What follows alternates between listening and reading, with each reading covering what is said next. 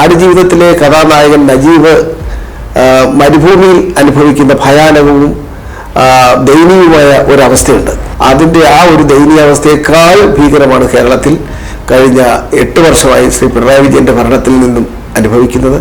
അതുതന്നെയാണ് കഴിഞ്ഞ 10 വർഷമായി മോഡി ഭരണത്തിൽ നിന്നും ഇന്ത്യയിലെ ജനങ്ങൾ അനുഭവിച്ചുകൊണ്ടിരിക്കുന്നത്.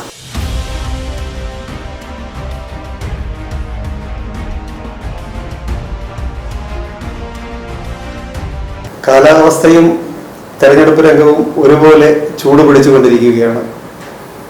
താങ്കൾ KPCCയുടെ പ്രചാരണ സമിതി കൺവീനറായി ചുമതല ഏറ്റെടുത്ത ശേഷം എങ്ങനെയാണ് തെരഞ്ഞെടുപ്പ് രംഗത്തെ നോക്കിക്കാണുന്നത്? കേരളത്തിലെ UDFന്റെ സാധ്യതകൾ എന്തൊക്കെയാണ്? ഞങ്ങൾ വളരെ മുൻകൂട്ടി തന്നെ ഈ തെരഞ്ഞെടുപ്പിനെ മുന്നിൽ കണ്ടുകൊണ്ടുള്ള മുന്നൊരുക്കങ്ങൾ നടത്തിയിരുന്നു. KPCCയുടെ നേതൃത്വത്തിലും അതുപോലെ UDFന്റെ നേതൃത്വത്തിലും. UDF convener Shri MM Hasan, അതുപോലെ തന്നെ അദ്ദേഹമാണ് ഇപ്പോൾ ആക്ടിംഗ് KPCC പ്രസിഡന്റ്. മറ്റ് എല്ലാ ഘടകങ്ങളും പ്രതിപക്ഷ നേതാവ് ശ്രീ VD സതീശൻ, ശ്രീ രമേശ് ചെന്നിത്തല ഉൾപ്പെടെയുള്ള കേരളത്തിലെ സമുന്നതരായ എല്ലാ കോൺഗ്രസിൻ്റെയും UDFന്റെ നേതാക്കന്മാർ വളരെ ശക്തമായ ഒരു സാന്നിധ്യം കൊണ്ട് ഈ തെരഞ്ഞെടുപ്പിൻ്റെ കൂടുതൽ ആവേശം ഉണ്ടാക്കിയിരിക്കുകയാണ്. ഇന്നലെയാണ് മിക്കവാറും എല്ലാവരും നോമിനേഷൻ സമർപ്പിച്ചു കഴിഞ്ഞത്. ഇന്ന് ACC general secretary Shri KC വേണുഗോപാലും മറ്റ് ചിലരും കൂടി നോമിനേഷൻ സമർപ്പിക്കുന്നതോടുകൂടി സ്ഥാനാർത്ഥികളുടെ ഒരു പൂർണ്ണ രൂപം അല്ലെങ്കിൽ തെരഞ്ഞെടുപ്പ് ഗോദായിൽ മുഖാമുഖം നിൽക്കുന്ന ഒരു അവസ്ഥയിലേക്ക് വരികയാണ്. പുറത്തും ചൂടാണ്, അതേപോലെ തന്നെ അകത്തും ചൂടാണ്. പക്ഷേ ഈ ചുട്ടുകൊള്ളുന്ന ചൂടിനെ അവഗണിച്ചുകൊണ്ട് അതിനേക്കാൾ വലിയ ദുരിതമാണ് തങ്ങൾ അനുഭവിക്കുന്നത് എന്നുള്ള ഒരു ബോധ്യം കേരളത്തിലെയും ദേശീയ തലത്തിലുള്ള ജനങ്ങൾക്കുള്ളത് കൊണ്ട് ഐക്യ ജനാധിപത്യ മുന്നണിയോടൊപ്പം തീർച്ചയായും കേരളത്തിലെയും ഇന്ത്യയിലെയും വോട്ടർമാർ നിൽക്കുമെന്നുള്ള ശുഭപ്രതീക്ഷയാണ് ഞങ്ങൾക്കുള്ളത്. കുറെ കൂടി വ്യക്തമായി പറഞ്ഞു കഴിഞ്ഞാൽ നമ്മുടെ വളരെ പ്രസിദ്ധമായ നമ്മുടെ ബെന്യാമിൻ്റെ ആടുജീവിതം നോവൽ അതിപ്പോൾ സിനിമയായിട്ടുണ്ട്. ആ സിനിമയിലെ ആടുജീവിതത്തിലെ കഥാനായകൻ നജീബ് മരുഭൂമിയിൽ അനുഭവിക്കുന്ന ഭയാനകവും ദയനീയവുമായ ഒരവസ്ഥയുണ്ട്. ആ ചുട്ടുപൊള്ളുന്ന മരുഭൂമിയിൽ രക്ഷപ്പെടുന്നതിന് വേണ്ടിയുള്ള വെള്ളം പോലും കിട്ടാതെ രക്ഷപ്പെടുന്നതിനുള്ള ഒരു യുദ്ധം, അതിൻ്റെ ആ ഒരു ദയനീയാവസ്ഥയേക്കാൾ ഭീകരമാണ് കേരളത്തിൽ കഴിഞ്ഞ 8 വർഷമായി ശ്രീ പിണറായി വിജയൻ്റെ ഭരണത്തിൽ നിന്നും അനുഭവിക്കുന്നത്. അതുതന്നെയാണ് കഴിഞ്ഞ 10 വർഷമായി മോഡി ഭരണത്തിൽ നിന്നും ഇന്ത്യയിലെ ജനങ്ങൾ അനുഭവിച്ചുകൊണ്ടിരിക്കുന്നത്. മാത്രമല്ല, രാഹുൽ ഗാന്ധി ഇന്നലെ വയനാട്ടിൽ പറഞ്ഞതുപോലെ ഇന്ത്യൻ നാഷണൽ കോൺഗ്രസും കോൺഗ്രസ് നേതൃത്വത്തിലുള്ള ഇന്ത്യ മുന്നണി തെരഞ്ഞെടുപ്പിൽ മത്സരിക്കുന്നത് ചിഹ്നം കാക്കാനല്ല, പകരം ഇന്ത്യയുടെ മതേതരത്വവും ജനാധിപത്യവും സംരക്ഷിക്കുന്നതിന് വേണ്ടി തന്നെയാണ്. ഇനി ഒരു തെരഞ്ഞെടുപ്പ് ഇതുപോലെ ഉണ്ടാകുമോ എന്നുള്ള ആശങ്ക പോലും ജനങ്ങളുടെ മനസ്സിൽ നിൽക്കുമ്പോഴാണ് ഈ തെരഞ്ഞെടുപ്പ് ഗോധയിൽ രാഷ്ട്രീയ ജനങ്ങളും നിൽക്കുന്നത് എന്നൊരു യാഥാർത്ഥ്യമാണ്. CPMനെ സംബന്ധിച്ചിടത്തോളം അവർക്ക് അവരുടെ ചിഹ്നം സംരക്ഷിക്കുക എന്ന ലക്ഷ്യം മാത്രമേ ഉള്ളൂ. കാരണം ശ്രീ AK ബാലൻ തന്നെ പറഞ്ഞ മരപ്പെട്ടിക്കും ഈനാമ്പേച്ചിക്കും വോട്ട് ചെയ്യുന്നൊരവസ്ഥ നമ്മുടെ നാട്ടിലെ സഹാക്കൾക്ക് ഉണ്ടാകാതിരിക്കാൻ നിങ്ങൾ വോട്ട് ചെയ്യണമെന്നാണ്. ഞങ്ങൾ അതല്ല പറയുന്നത്. ചിഹ്നത്തേക്കാൾ അപ്പുറമാണ് രാജ്യം, മതേതരത്വം, ജനാധിപത്യം. അപ്പോൾ അതുകൊണ്ട് ഇന്ത്യ മുന്നണി മുന്നോട്ട് വെക്കുന്ന, ഇന്ത്യൻ നാഷണൽ കോൺഗ്രസ് മുന്നോട്ട് വെക്കുന്ന, കേരളത്തിൽ UDF മുന്നോട്ട് വെക്കുന്ന ഈ ആശയത്തിന് അനുകൂലമായി ഇന്ത്യയിലെ ജനങ്ങൾ വോട്ട് ചെയ്യുമെന്നുള്ള ശുഭാപ്തി വിശ്വാസമാണ് ഞങ്ങൾക്കുള്ളത്. ഇന്ത്യൻ നാഷണൽ കോൺഗ്രസിന്റെയും മറ്റ് ഘടകകക്ഷികളുടെയും പതാകകൾ ഒഴിവാക്കിയിരുന്നു. ഇത് ആദ്യമായിട്ടാണ് കേരളത്തിൽ അല്ലെങ്കിൽ ഇന്ത്യയിൽ തന്നെ ഒരു സംഭവം ആയിട്ട് പറഞ്ഞു കേൾക്കുന്നത്. അത് എന്തുകൊണ്ടാണ്? SDPIയുടെ സ്വാധീനം കൊണ്ട് അല്ലെങ്കിൽ SDPI വോട്ട് ചെയ്യുമെന്ന് പറഞ്ഞതുകൊണ്ട് ലീഗിനെ പിണക്കാതിരിക്കാൻ അല്ല BJPയെ ഭയന്ന് എന്നാണ് മാധ്യമങ്ങൾ റിപ്പോർട്ട് ചെയ്തിരിക്കുന്നത്. എന്താണ് അവിടെ യഥാർത്ഥത്തിൽ സംഭവിച്ചത്? എന്താണ് വാസ്തവം? അല്ല, കോൺഗ്രസിന് അങ്ങനെ ആരെയും ഭയക്കേണ്ട ഒരു കാര്യമില്ല. കോൺഗ്രസ് നേതൃത്വം നൽകുന്ന കേരളത്തിലെ മുന്നണിയാണ് UDF. ആ UDFിൽ ഏറ്റവും പ്രധാനപ്പെട്ട രാഷ്ട്രീയ പ്രസ്ഥാനമാണ് ഇന്ത്യൻ യൂണിയൻ മുസ്ലിം ലീഗ്. മാത്രമല്ല, ദേശീയ കാഴ്ചപ്പാടോടുകൂടി പ്രവർത്തിക്കുന്ന രാഷ്ട്രീയ പ്രസ്ഥാനം എന്നുള്ള നിലയിൽ ഇന്ത്യൻ നാഷണൽ കോൺഗ്രസ് ലീഗുമായി ഒരു അഭേദ്യമായ ബന്ധമുണ്ട്. പിന്നെ കൊടിയുടെ കാര്യം, എനിക്ക് തോന്നുന്നത് ഈ കൊടിക്കല്ലല്ലോ അവിടെ പ്രാധാന്യം, ചിഹ്നത്തിനാണ്. ആ ചിഹ്നം പോലെ പ്രാധാന്യമാണ് സ്ഥാനാർത്ഥി. അപ്പോൾ സ്ഥാനാർത്ഥിയും ചിഹ്നവുമാണ് അവിടെ ഏറ്റവും കൂടുതൽ പ്രൊജക്റ്റ് ഇത് കാണിച്ചിരിക്കുന്നത്.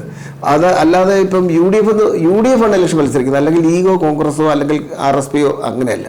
അപ്പം മുന്നണിയുടെ ഒറ്റക്കെട്ടായിട്ടുള്ള ഒരു പ്രവർത്തനത്തിന് ഏതെങ്കിലും ഒരു കൊടി ഹൈലൈറ്റ് ചെയ്തു, ഏതെങ്കിലും ഒരു കൊടി താഴ്ത്തിക്കെട്ടി എന്നുള്ള ചിന്തയ്ക്ക് യാതൊരു അടിസ്ഥാനവുമില്ല ഞാൻ മനസ്സിലാക്കുന്നത്. കാരണം ഈ അടുത്ത കാലത്ത് ഒരു റോഡ് ഷോയ്ക്ക് ഉണ്ടായതിനേക്കാൾ ഏറ്റവും വലിയ മുന്നേറ്റമാണ്, പ്രവർത്തകരുടെ മുന്നേറ്റമാണ് വയനാട് നമ്മളിത് കണ്ടത്. അപ്പോൾ അതുകൊണ്ടത് ഏതെങ്കിലും തൽപര കക്ഷികൾ തീർച്ചയായും ഇങ്ങനെ ഒരു കൊടികളുടെ ഏറ്റക്കുറവിനെ കുറിച്ച് പറഞ്ഞ് കൺഫ്യൂഷൻ ഉണ്ടാക്കാനുള്ള ശ്രമം നടത്തുന്നുണ്ടാകാം. അത് ചിലപ്പോൾ മാധ്യമങ്ങളുടെയും ചില പങ്കുകൾ കാണും. പക്ഷെ ഇതൊന്നും ഞങ്ങളെ ബാധിക്കുന്നില്ല. ലീഗിന്റെ പ്രവർത്തകര് കൊടിയുമായി വന്നതിന് ശേഷം കൊടി ചുരുട്ടി പിടിച്ചുകൊണ്ട് അവർ പ്രകടനത്തിൽ പങ്കെടുക്കാതെ തിരിച്ചു പോകുന്നതിന്റെ ദൃശ്യങ്ങൾ സോഷ്യൽ മീഡിയയിൽ വന്നു. വെറുതെ വടി മാത്രം പിടിച്ചുകൊണ്ടാണ് അവർ ഇവിടെ നടക്കുന്നത് കാണുന്നത്. അതൊരു പക്ഷേ ചിലപ്പോൾ ക്യാമറയ്ക്ക് വേണ്ടി മാത്രം ഏതെങ്കിലും ആൾക്കാരെ കൊണ്ട് ജയിപ്പിച്ചതായിരിക്കും.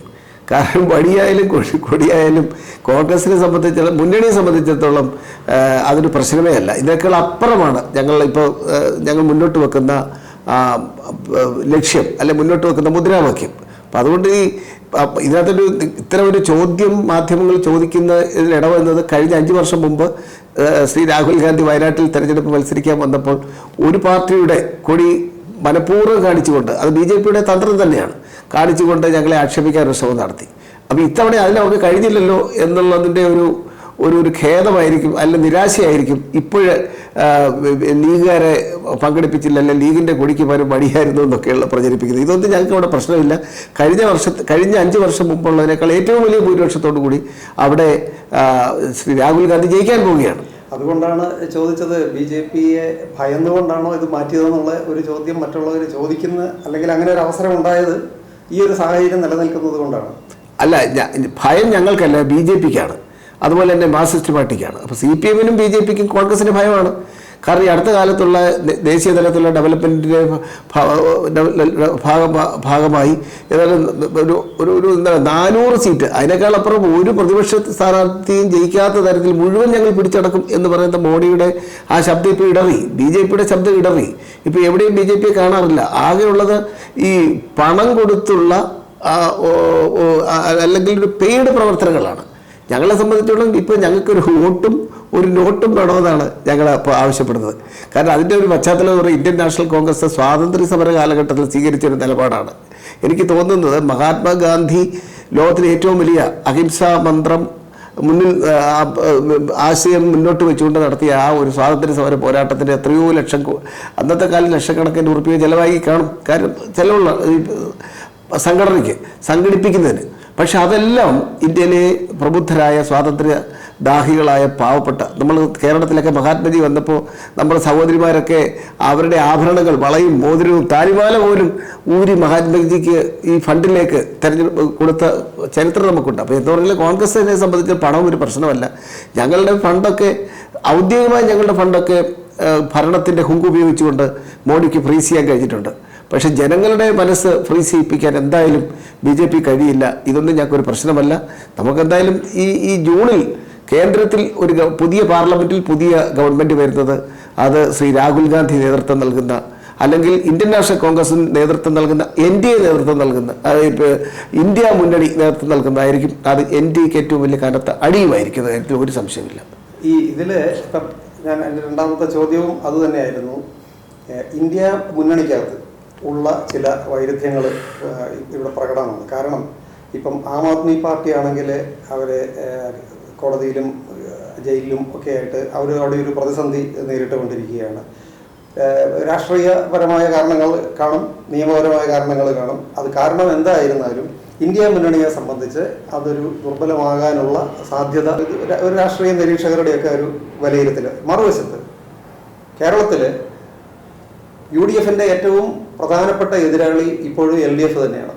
LDFൽ CPM ആയാലും CPI ആയാലും അവരുടെ കൂടി പിന്തുണയോടുകൂടി മാത്രമേ ഒരു ദേശീയ തലത്തിലുള്ള ഈ ഒരു ഭരണം കോൺഗ്രസിന് UDFന് വരികയാണെങ്കിൽ അത് സാധിക്കുകയുള്ളൂ. അങ്ങനെ വരുമ്പം കേരളത്തിൽ പരസ്പരം മത്സരിക്കുകയും കേന്ദ്രത്തിൽ തെരഞ്ഞെടുപ്പിന് ശേഷം ഒന്നിക്കുകയും ചെയ്യുന്ന ഒരു അവസ്ഥയുണ്ട്. മോഡി പറഞ്ഞതുപോലെ ഇവിടെ ഗുസ്തിയും അവിടെ ദോസ്തിയുമാകുന്നൊരവസ്ഥ നിലനിൽക്കുന്നുണ്ട്. അപ്പോൾ ഈ വൈരുദ്ധ്യങ്ങൾ എങ്ങനെയാണ് UDF മറികടക്കുന്നത്? പൊതുജനങ്ങളോട്, വോട്ടർമാരോട് എന്താണ് പറയാനുള്ളത്? അല്ല, അതിലൊരു വൈരുദ്ധ്യമില്ല. വർഷങ്ങൾക്ക് മുമ്പ് ഡോക്ടർ മൻമോഹൻ സിംഗിൻ്റെ ഗവൺമെൻറ് ആദ്യത്തെ UPA വന്നപ്പോൾ തീർച്ചയായും അതിലെ ഭരണത്തിൽ പങ്കാളിയായിരുന്നു. മന്ത്രിമാരായില്ലെങ്കിൽ പോലും ഭരണത്തിൽ സജീവമായ പങ്കാളിത്തം ഉണ്ടായിരുന്ന പാർട്ടിയാണ് CPM. അതുപോലെ CPMൻ്റെ ഏറ്റവും സീനിയറായിട്ടുള്ള MP ആയിരുന്നു അന്നത്തെ നമ്മുടെ സോമനാഥ് ചാറ്റർജി, നമ്മുടെ ഇന്ത്യൻ പാർലമെൻറ്റിലെ സ്പീക്കറായിരുന്നു. അപ്പോൾ അതൊരു വൈരുദ്ധ്യമൊന്നുമില്ല. ദേശീയ തലത്തിൽ ഇന്ത്യൻ നാഷണൽ കോൺഗ്രസിന് തന്നെയാണ് ഇവരെല്ലാം പിന്തുണച്ചിട്ടുള്ളത്. അത് CPMന് വളരെ തുച്ഛമായിട്ടുള്ള CPMന് ദേശീയ കക്ഷിയാണെങ്കിൽ പോലും അല്ലെങ്കിൽ അഖില ലോക കക്ഷിയാണെങ്കിൽ പോലും ഇന്ത്യയിൽ ഒരു ഗവൺമെൻറ് ഉണ്ടാക്കുന്നതിൽ ഇവർക്ക് വലിയ പ്രസക്തിയൊന്നുമില്ല. പക്ഷേ അവരുടെ ആശയങ്ങളോട് ഇന്ത്യൻ നാഷണൽ കോൺഗ്രസ്സിന് ബഹുമാനമുള്ളതുകൊണ്ട്, നല്ല ആശയങ്ങളുണ്ട്, ബഹുമാനമുള്ളതുകൊണ്ട് തീർച്ചയായും അവർ UDF-നെയും അവിടെ ഇന്ത്യ മുന്നണിയും സപ്പോർട്ട് ചെയ്യുന്നു. പിന്നെ ഇന്ത്യ മുന്നണി ദേശീയ തലത്തിൽ മത്സരിക്കുമ്പോൾ തന്നെ കേരളത്തെ സംബന്ധിച്ച് ഇവിടെ UDF LDF ആണ്. ആ UDF LDF ഇവിടെ മുമ്പും ഒരു വ്യത്യസ്ത മുഖാമുഖം നിന്ന് മത്സരിച്ചിട്ടുണ്ട്, ഇപ്പോഴുമുണ്ട്. ഇനി BJPക്ക് എതിരായിട്ടുള്ള പോരാട്ടമാണ് CPM നടത്തുന്നതെങ്കിൽ എൻ്റെ വിനീതമായ ചോദ്യം, എന്തുകൊണ്ട് ഇന്നിപ്പോൾ BJPക്കെതിരെ ഇന്ത്യൻ നാഷണൽ കോൺഗ്രസ് ദേശീയ തലത്തിൽ പോരാടുന്നത് പോലെ കേരളത്തിൽ BJPയെ പരാജയപ്പെടുത്തുന്നതിന് വേണ്ടി CPM അല്ലെങ്കിൽ LDF അല്ലേ സ്ഥാനാർത്ഥിയെ പിൻവലിക്കേണ്ടിയിരുന്നത്? കാരണം കോൺഗ്രസ് സംബന്ധിച്ചിടത്തോളം ഏറ്റവും പ്രധാനപ്പെട്ട നേതാവാണ് രാഹുൽ ഗാന്ധി അവിടെ മത്സരിക്കുന്നത്. അപ്പോൾ രാഹുൽ ഗാന്ധി മത്സരിക്കുന്നതിനോട് അനുഭാവം പ്രകടിപ്പിച്ചുകൊണ്ട് ഈ LDF ആണ് അവിടെ കാൻഡിഡേറ്റിനെ പിൻവലിക്കേണ്ടത്, അല്ലാതെ തിരിച്ചല്ല ചിന്തിക്കേണ്ടത്.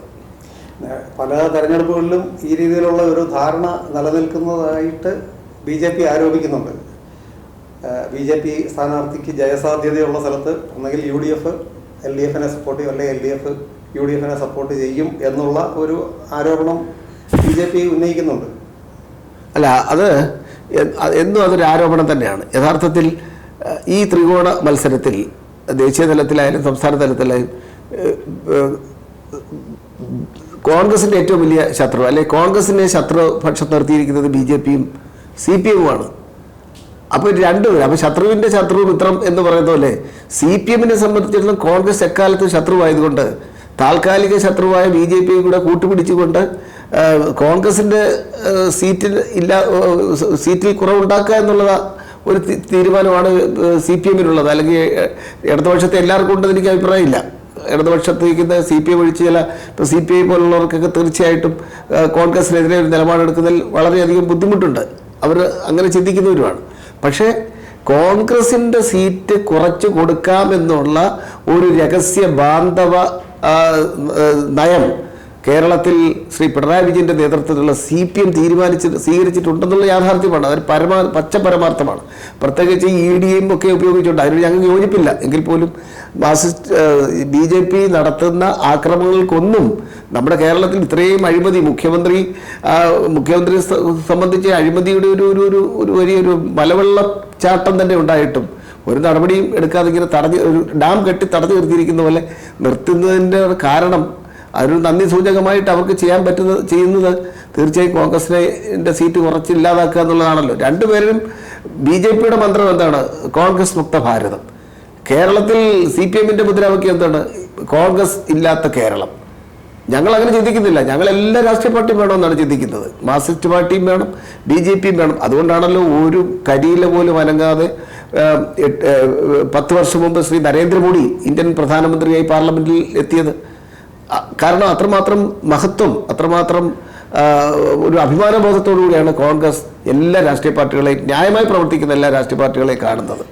താങ്കൾ ഇപ്പോൾ പറഞ്ഞു വന്നത് പിണറായി വിജയനെ മോഡി എൻഫോഴ്സ്മെന്റ് ഡയറക്ടറേറ്റിനെയും CBI-യെയും ഒക്കെ ഉപയോഗിച്ചുകൊണ്ട് ഒതുക്കി അല്ലെങ്കിൽ ഭയപ്പെടുത്തി എന്ന് തന്നെയാണോ ഉദ്ദേശിക്കുന്നത്? ഒതുക്കാൻ പറ്റുന്ന ആളല്ലല്ലോ പിണറായി വിജയൻ. അദ്ദേഹമൊക്കെ അതുക്കും മേലെയാണല്ലോ. പക്ഷേ സാധാരണ ജനങ്ങൾ ചിന്തിച്ചു പോകുന്നു. കാരണം ഇത്രയും കോലാഹലങ്ങൾ, എത്ര വമ്പന്മാരായ മുഖ്യമന്ത്രിമാർക്കും വമ്പന്മാരായ രാഷ്ട്രീയ നേതാക്കന്മാർക്കും ഒക്കെ എതിരെ നടപടികൾ ഉണ്ടായിട്ടും ആ നടപടികളൊന്നും ഒരു ഇളങ്കാറ്റ് പോലെ പോലും കേരളത്തിൽ വീശുന്നില്ല എന്ന് പറയുമ്പോൾ നമ്മൾ സംശയിച്ചു പോകില്ലേ? അതാണ് യാഥാർത്ഥ്യം. അതാണ് കാരണം.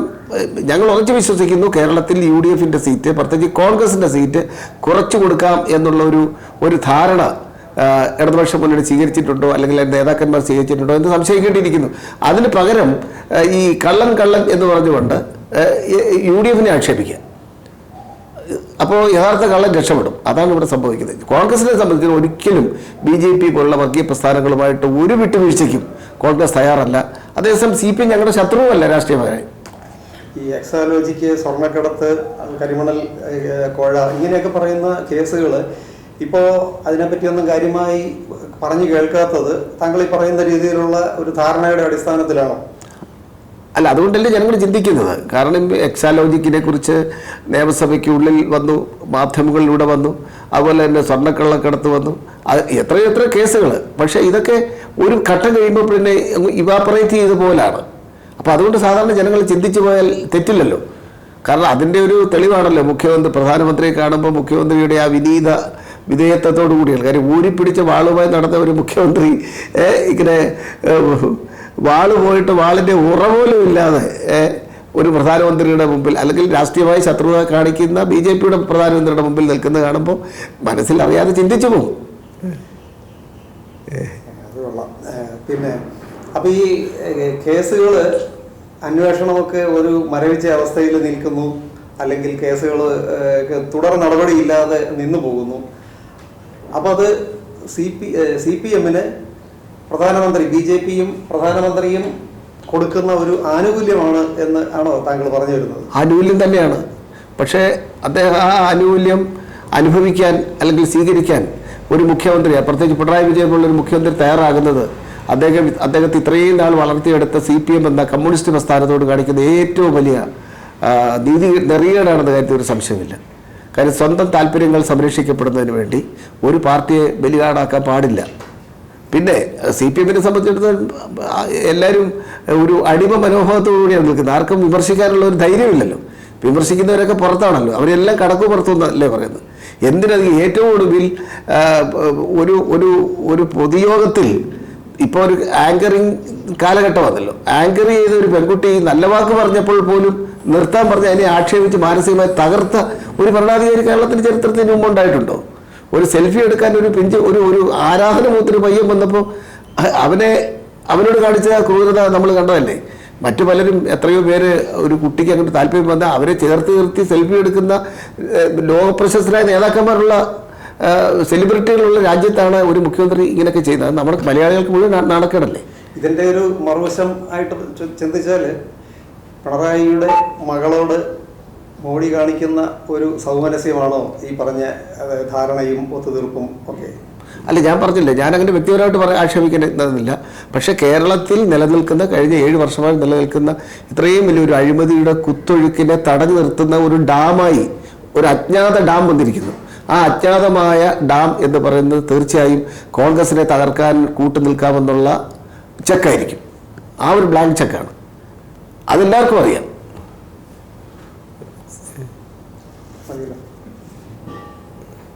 പിന്നെ ഞാനൊരു കാര്യം കൂടി ചോദിക്കാൻ വിചാരിച്ചിരുന്നത്, സിദ്ധാർത്ഥന്റെ മരണം. കാരണം രാഹുൽ ഗാന്ധി വയനാട്ടിൽ പത്രിക സമർപ്പിക്കുന്ന സമയത്ത് പൂക്കോട് വെറ്റിനറി യൂണിവേഴ്സിറ്റിയിൽ പഠിച്ചിരുന്ന സിദ്ധാർത്ഥൻ്റെ അച്ഛൻ അദ്ദേഹത്തെ പോയി കാണുകയുണ്ടായി.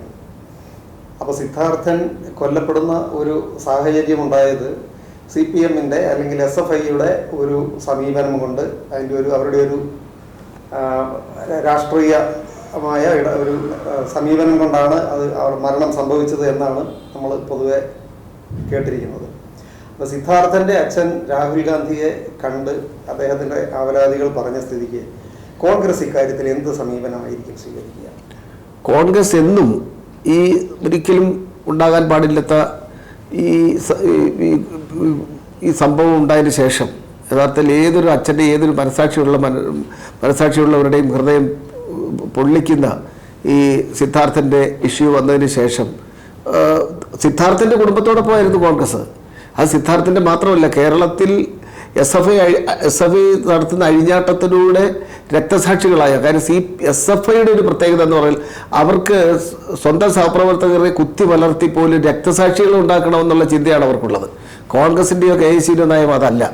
ഒരിക്കലും ഒരു തുള്ളി രക്തം പോലും രാഷ്ട്രീയ വൈരാഗ്യത്തിൻ്റെ പേരിൽ ക്യാമ്പസുകളിൽ വീഴരുത് എന്നുള്ള നിലപാടാണ് ഇന്നും എടുത്തിട്ടുള്ള പ്രസ്ഥാനമാണ് KSU. ഞങ്ങളൊക്കെ KSU കൂടെ വന്നതാണ്. നേരെ മറിച്ചുള്ള വിപരീതമായ ഒരു ദിശയിലൂടെയാണ് SFI സഞ്ചരിക്കുന്നത്. SFI സഞ്ചരിക്കണമെങ്കിൽ അതിൻ്റെ ധൈര്യം SFIയുടെ മാതൃസംഘടനയായ CPM കൊടുക്കുന്ന ബലമാണല്ലോ. ഇപ്പോൾ സിദ്ധാർത്ഥിൻ്റെ തന്നെ മുഖ്യമന്ത്രിയെ കണ്ട് സിദ്ധാർത്ഥിൻ്റെ പാവപ്പെട്ട അച്ഛൻ പറഞ്ഞപ്പോൾ CBI എൻക്വയറിക്ക് വിട്ടു. പക്ഷെ ആ CBI എൻക്വയറിയുടെ ഫയല് എങ്ങോട്ട്, ഡൽഹിക്കല്ല പോയത്, നമ്മൾ കണ്ടതാണ്. പിന്നെ മാധ്യമങ്ങൾ അത് പുറത്തു കൊണ്ടുവന്നപ്പോൾ കോൺഗ്രസ് ഉൾപ്പെടെയുള്ള പ്രതിപക്ഷങ്ങൾ അതിനെതിരെ ശക്തമായി പ്രതിഷേധിച്ചപ്പോൾ അത് ഇപ്പോൾ CBIയിലാണ് എത്തിയിരിക്കുന്നത്. ഇനി അത് ഇനിയുള്ള സ്ഥിതി എന്താണെന്ന് അറിയില്ല. എന്തായാലും രാഹുൽ ഗാന്ധിയെ പോലെ ഉള്ള അന്തർദേശീയ തലത്തിൽ തന്നെ നിറഞ്ഞു നിൽക്കുന്ന ഈ അസമത്വങ്ങൾക്കെതിരെ, അനീതിക്കെതിരെ തെരഞ്ഞെടുപ്പ് കാലത്ത് അല്ലെങ്കിൽ പോലും, തെരഞ്ഞെടുപ്പ് വോട്ടിന് വേണ്ടിയല്ല അദ്ദേഹം ഒരു ഹൃദയമുള്ളൊരു മനുഷ്യനാണ്. ആരുടെയും കണ്ണീരൊപ്പാൻ അവരോടൊപ്പം ചേർന്ന് നിൽക്കുന്ന ഒരു നേതാവ് എന്നുള്ള നിലയിൽ രാഹുൽ ഗാന്ധിയെ കണ്ടത് തീർച്ചയായും ആ സിദ്ധാർത്ഥിൻ്റെ അച്ഛന് ആശ്വാസം ഉണ്ടാകും, ആ കുടുംബത്തിന് ആശ്വാസം ഉണ്ടാകും. കേരളത്തിൽ പ്രതിപക്ഷ നേതാവ് പറഞ്ഞിട്ടുണ്ട്, അതുപോലെ KC വേണുഗോപാൽ ആ വീട് സന്ദർശിച്ചാണ്, രമേശ് ചെന്നിത്തല സന്ദർശിച്ചാണ്. എല്ലാവരും കേരളത്തിലെ മനസാക്ഷിയുള്ള എല്ലാ നേതാക്കന്മാരും പൊതുപ്രവർത്തകരും മാധ്യമങ്ങളുമൊക്കെ ഈ സിദ്ധാർത്ഥിൻ്റെ കൂടെ തന്നെയാണ്. ഇപ്പോൾ രാഹുൽ ഗാന്ധി അതിൽ ഇടപെട്ടതുകൂടി അത് നേരത്തെ തന്നെ അദ്ദേഹം അതിനകത്ത് കമൻറ്റ് പറഞ്ഞിട്ടുള്ളതാണ്. കാരണം അദ്ദേഹത്തിൻ്റെ നിയോജകമണ്ഡലത്തിൽപ്പെട്ട സ്ഥലത്താണല്ലോ ഈ ക്രൂരമായ ഇൻസിഡൻറ്റ് ഉണ്ടായത്. അപ്പോൾ തീർച്ചയായും അദ്ദേഹം ഇടപെട്ടത് കേസ് കൂടുതൽ സത്യസന്ധമായി പോകാൻ ഇടയാക്കുമെന്നാണ് ഞങ്ങൾ പ്രതീക്ഷിക്കുന്നത്. CBIയിൽ നിന്ന് നീതി പ്രതീക്ഷിക്കുന്നുണ്ടോ? കാര്യം ഇപ്പോൾ ഒരു മാസത്തോടെ കഴിഞ്ഞാൽ ഞങ്ങൾ നേതൃത്വം നൽകിയൊരു ഗവൺമെൻറ് വരുമല്ലോ. അപ്പോൾ തീർച്ചയായിട്ടും ഈ CBI അഴിഞ്ഞാട്ടമൊക്കെ നിർത്തും എന്നാണ് ഞങ്ങൾ പ്രതീക്ഷിക്കുന്നത്.